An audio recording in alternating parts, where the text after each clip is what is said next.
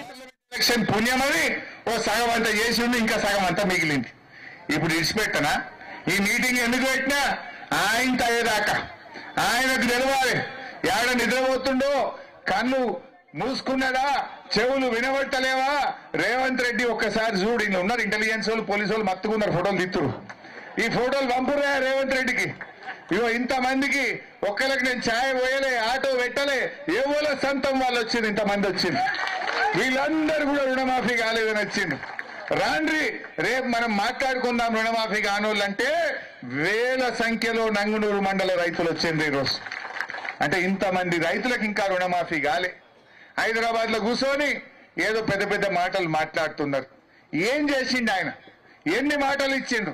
రైతు బంధు ఎగబెట్టే, రైతు భరోసా రాకపోయే, తులం బంగారం రాకపోయే, అవ్వాతాతలకు 4000 పింఛన్ రాకపోయే, అక్క చెల్లెలకు మహాలక్ష్మి 2500 రాకపోయే, ఉద్యోగస్తులకు డిఏ ఇయ్యకపోయే, పిఆర్సీ ముచ్చట్నే లేదా?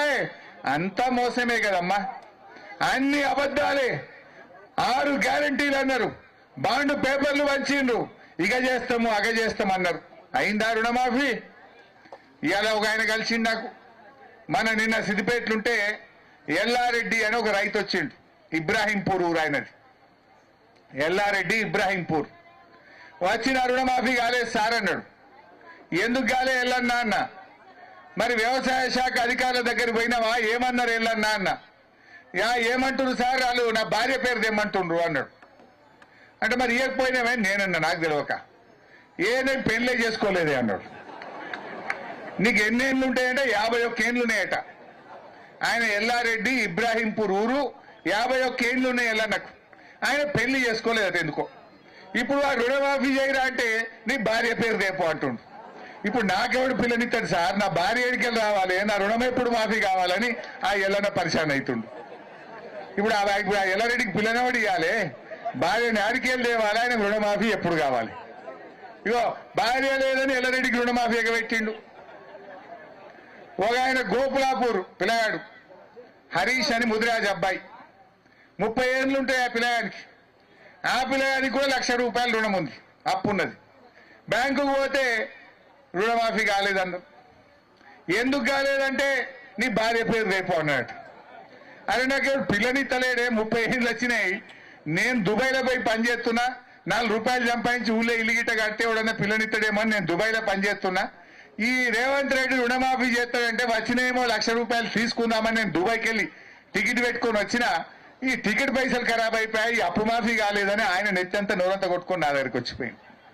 చాట్లపల్లి హరీష్ ఆయన పేరు. పాపం ఆయనకు దుబాయ్కి వెళ్ళి వచ్చినట్టుగా రుణమాఫీ అయింది, పడ్డేమో బ్యాంకులో తీసుకుపోదామని ఆయన వచ్చిందట. వస్తే ఇక రుణమాఫీ కాలే. ఎందుకు కాలేదు అంటే నీ భార్య పేరు రేపు అంటుడట. 30 ఏళ్ళ పిల్లగాడు, పిల్లలేమో ఇయ్యలేదట.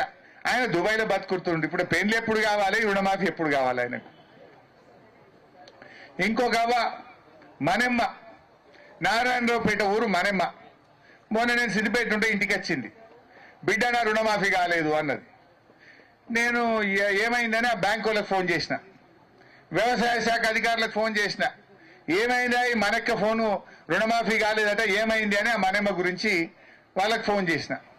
ఫోన్ చేస్తే వాళ్ళు ఏమంటారు, సార్ వాళ్ళ భర్త ఆధార్ కార్డు తెమ్మంటే తెత్తలేదు అన్నారు. నేను మనెమ్మని అడిగిన, ఏమాయమ్మా ఆధార్ కార్డు అట్లా తీసుకుపోయినావు అని నేనన్నా. అంటే ఆ మనకేమన్నది, సార్ నా మొగుడు 2010లో చచ్చిపోయిండు, ఈ ఆధార్ కార్డు 2011లో పుట్టింది, నేను ఎడికెళ్ళి తెత్తు అంటుంది. ఆధార్ కార్డు పుట్టకముందే ఆమె భర్త చనిపోయిండు, ఇప్పుడు నువ్వు ఆధార్ కార్డు అంటే ఆడికెళ్ళి తేవాలి మనకి? ఇప్పుడు ఏమన్నా మంత్రమే అలా మాయ చేయాలన్నా? ఇగో గిట్లున్నది రేవంత్ రెడ్డి కథ.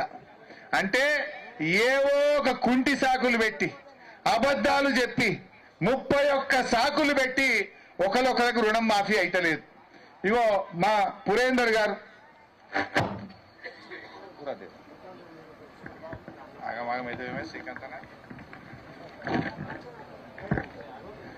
సంగు పురేందర్ అని మన సిద్ధన్నపేట, ఇప్పుడు ఆయన కాగితం ఇచ్చిపోయిండు, నాకు 68,000 అప్పు ఉన్నదే, నాది కాలేదు. బ్యాంకుకు పోతే ఏమైంది పురేందర్ గారిది? ఆయన భూమి అమ్ముకున్నాడు, మధ్యలో ఏదో ఆపద పడ్డది, భూమి అమ్ముకున్నాడు. భూమి అమ్ముకున్నాడు కానీ అప్పు అయితే అట్లే ఉన్నది కదా. నువ్వు భూమి అమ్ముకున్నావు, నీకు రుణమాఫీ చేయమంటురట. ఇది ఆయన సంగతి. ఇగో ఈడొక రైతు వచ్చింది ఇప్పుడే, కోనాయిపల్లికి వెళ్ళి ఎల్లవ్వ మల్లమారి ఎల్లవన్నట వాడు ఉన్నది. ఈ పాస్బుక్ పంపిరు. ఎంతున్నది మల్లమారి ఎల్లవ కంటే 94,547 ఉన్నది. మరి అయిందా? 2 లక్షల లోపు అయిందంటున్నారు. మల్లమారి ఎల్లవ నాది కాలేదు, కోనాయిపల్లి నా ఊరు, నా రుణమాఫీ కాలేదని ఒక పాస్బుక్ తీసుకొని వచ్చింది. అట్లే మా కోల రమేష్ గౌడ్ కోఆపరేటివ్ చైర్మన్ నంగునూరు, ఆయన చెప్పిండు, మా కోఆపరేటివ్ సొసైటీల మా అంజుమన్ బ్యాంకుల 69 మందికి మాఫీ అయింది, ఇంకా 111 మందికి మాఫీ కాలేదు అంటుండు. అంటే అయినోళ్ళు తక్కువ, కానోళ్ళు ఎక్కువ. అయింది 65, కాంది 111. ఇక రేవంత్ రెడ్డి అంటే రుణమాఫీ మొత్తం అయిపోయింది, హరీష్ రావు జల్దీ రాజీనామా చేయమని ఒకటే. ఇప్పుడు ఏందన్నట్టు ఇది? మరి అయితే ఇంతమంది ఆడికెళ్ళి వచ్చిండ్రు. నేను ఎవరి కోసం చేస్తాను? మీకోసం కాదా? ఇవాళ రేపు సర్పంచ్ పదవి వదిలాంటేనే 10 సార్లు ఆలోచన చేస్తాం. కానీ నా పదవి కంటే నా ప్రజలు ముఖ్యం, నా రైతులు ముఖ్యం అనుకున్నా నేను. మీరు ఇవన్నీ కూడా ఆలోచన చేయాల్సిన అవసరం ఉంది.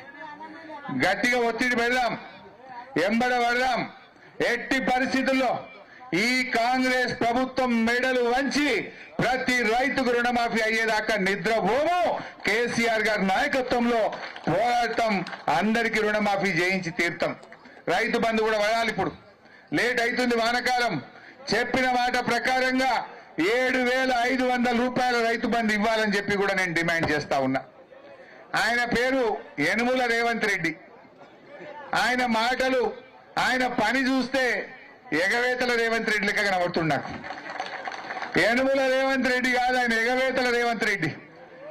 రైతు బంధు ఎగబెట్టిండు, 4,000 పింఛన్ ఎగబెట్టిండు, అక్క చెల్లెలకు 2,500 ఎగబెట్టిండు, బోనస్ ఎగబెట్టిండు, ఉద్యోగస్తులకు డిఏలు ఎగబెట్టిండు, తులం బంగారం ఎగబెట్టిండు. అందుకే నువ్వు యనుమల రేవంత్ రెడ్డివి కాదు, ఇయ్యాలటికెళ్ళి నువ్వు ఎగవేతల రేవంత్ రెడ్డివి అని చెప్పి నేను చెప్పదలుచుకున్నా. ఇప్పటికైనా ఎగ్గొట్టుడు బంద్ చేయి. ఇప్పటికైనా ఇచ్చిన మాట ప్రకారంగా రైతులకు మేలు చేయి, కన్ను తెరువు అని చెప్పి నేను రేవంత్ రెడ్డిని ఈ నంగునూరు వేదికగా నేను హెచ్చరిస్తా ఉన్నా.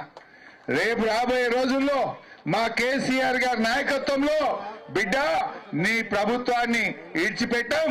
రేపు అసెంబ్లీలో కూడా స్తంభింపజేసైనా అసెంబ్లీలో గట్టిగా కొట్లాడి రైతులందరికీ రుణమాఫీ జరిగే విధంగా చూస్తాం. అదేవిధంగా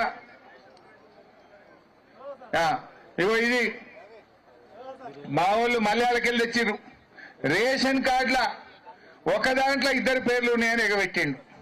చెప్పుడేం చెప్పిండు? రేషన్ కార్డుకు రుణమాఫీకి సంబంధం లేదంటాడు. కానీ రేషన్ కార్డులో తల్లిదండ్రికి అప్పుండి కొడుకుకు అప్పుంటే ఇద్దరికి మాఫీ చేయకుండా ఆగబట్టిండ్రు. మొన్న ఒక ఆయన చిట్టాపురం గ్రామం దుబ్బాక మండలం సురేందర్ రెడ్డి అనే ఒక రైతు పాపం ఆత్మహత్య చేసుకున్నాడు. ఆయన వ్యవసాయ శాఖ ఆఫీస్ ముందు చెట్టుకు వేసుకొని చచ్చిపోయింది సురేందర్ రెడ్డి. చనిపోతూ ఒక కాగితం మీద రాసిండు, నా చావుకు రుణమాఫీ కాకపోవడమే కారణం, నా చావుకు నా తల్లి కారణమని రాసిండు. ఇదేంద్రా నాకు అర్థం కాలేదు. తల్లి కారణమే, తల్లి కొడుకు చావు కోరుకుంటుందా? ఇదేంద్రా నేను అర్థం చేసుకొని వాళ్ళ ఇంటోళ్ళని పోయి మాట్లాడిస్తే తల్లి పేరు మీద 1,40,000 అప్పు ఉందట, ఈయన పేరు మీద 1,50,000 అప్పు ఉందట. బ్యాంకుకు పోతే మీ ఇద్దరిని కలిపి 3 లక్షలు దాటినాయి, ఆ మీద అప్పు కడితేనే ఇస్తాము అంటుడట. ఇప్పుడు నేను ఏడికెళ్ళి కట్టాలి? ఇప్పుడు తల్లి అప్పు నేను ఏడికెళ్ళి కట్టాలి? రేషన్ కార్డు నిబంధన పెట్టి రేషన్ కార్డులో తల్లిది చిన్న కొడుకుది 2 పేర్లు ఒక దాంట్లో ఉన్నాయట. పెద్ద కొడుకు పేరు లేదు, ఆయనకు మాఫీ అయింది. తల్లి చిన్న కొడుకు ఒక్క దాంట్లో ఉన్నందుకు 2 పేర్ల మీద మాఫీ చెయ్య అని చెప్పి ఆగబడితే పాపం సురేందర్ రెడ్డి చెట్టు కురేసుకొని ఆత్మహత్య చేసుకున్నాడు. నీకు తగునా రేవంత్ రెడ్డి? నువ్వేం చెప్పినావు? రేషన్ కార్డుతో సంబంధం లేదన్నావు, రేషన్ కార్డుతో సంబంధం లేకుండా రుణమాఫీ చేస్తా అన్నావు. మరి ఎందుకు ఇంతమంది ఆగబట్టినవి? ఒక మల్యాల ఊర్లో ఇంతమంది కాగినాయి, ఒక రేషన్ కార్డు పేరు మీద ఇంతమంది ఆగబట్టినావు. బ్యాంకులు అప్పిచ్చేటప్పుడు రేషన్ కార్డు అడిగినరా? పాస్బుక్ అడిగిండ్రు అంతే. పాస్బుక్ చూసి అప్పిచ్చినప్పుడు మాఫీ చేసేటప్పుడు కూడా పాస్బుక్ చూసే మాఫీ చేయాలి. ఎందుకు రేషన్ కార్డుతో ముడిపెడుతున్నావు? ఇది మోకాలకు బోడగుండుకు ముడిపెట్టినట్టు రేషన్ కార్డుతో ముడిపెట్టి రైతుల ఉసురు పోసుకుంటున్నాడు ఇవాళ రేవంత్ రెడ్డి గారు. దయచేసి ఆలోచన చేయండి. ఇప్పటికైనా రైతుల ఆగ్ర ఆవేశాలు రాకముందు ఈ పండుగలోపు వచ్చే బతుకమ్మ దసరా పండుగలోపు రైతులందరికీ రుణమాఫీ చేయాలని ఈ ప్రభుత్వాన్ని హెచ్చరిస్తా ఉన్నాం. మా మల్లారెడ్డి అన్న చెప్పినట్టు ఒకవేళ పండుగలోపు చేయకపోతే మొత్తం తెలంగాణ హైదరాబాద్కు వచ్చి నీ సెక్రటరియట్ ముట్టడించడానికి కూడా తయారున్నాం, జాగ్రత్త అని చెప్పి హెచ్చరిస్తూ జై తెలంగాణ.